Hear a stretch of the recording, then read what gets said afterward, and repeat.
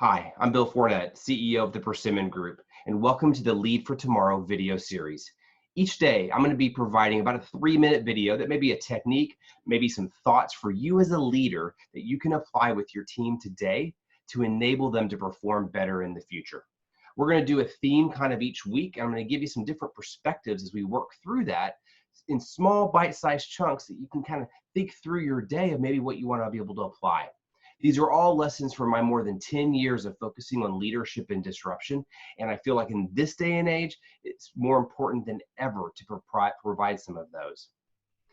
This week, we're going to focus on burnout, because one of the challenges I'm hearing from so many leaders is that not only are they trying to manage their teams, especially for those that had to move into remote environments and now move back potentially into physical environments or figure out what the new model or balance looks like, but they're also just overwhelmed with the technology and trying to balance, how do I get time for myself to make decisions, to think about my team, take care of myself when so much is coming at me. So burnout is a real thing. We're seeing incredible levels prior to all the COVID and changes that were going on there and impacts to burnout. We were seeing people start to wear themselves down. And one of the primary causes of burnout is decision fatigue.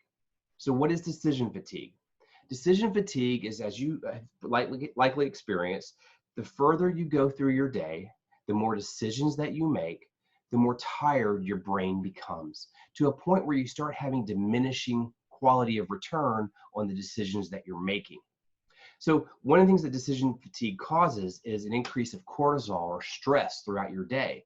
And you're trying to be able to watch and manage those. And so this week, one of the things I'm going to give you is some techniques to help you better control your day or your week, manage some of that stress and cortisol, but also to think in terms of your decision-making time.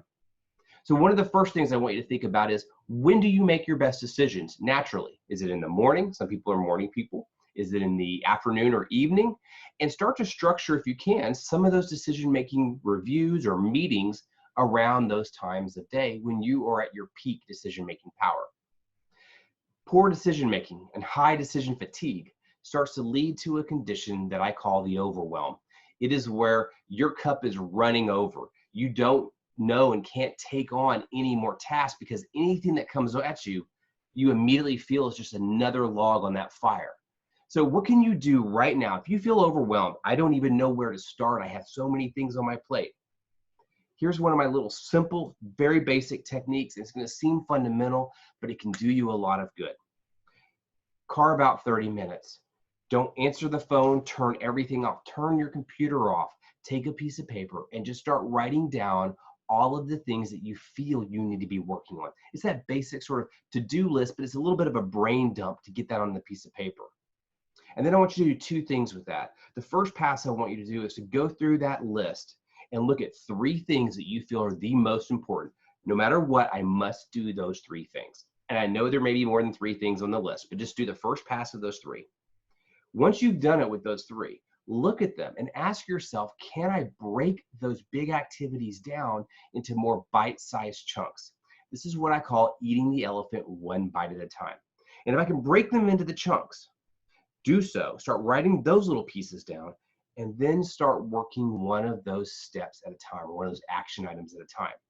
This is a good way of overcoming the overwhelm, because one, when you see it on the piece of paper, you realize, okay, it is a lot, but not everything needs to be worked at the same time. The second thing that it enables you to do is to look at that same list and to be able to say, wait, there's some things on here that I can break into smaller pieces. And by breaking them into smaller steps or components, and then starting to work those, you will naturally start feeling a sense of accomplishment, and that will breed momentum, and you'll start realizing, I've got this. So when you look at that daunting list and you think about this one activity, oh my gosh, I don't know when I have enough time to even focus on this, break those into the smaller chunks, prioritize them, and then start to work those steps. So that is our first one.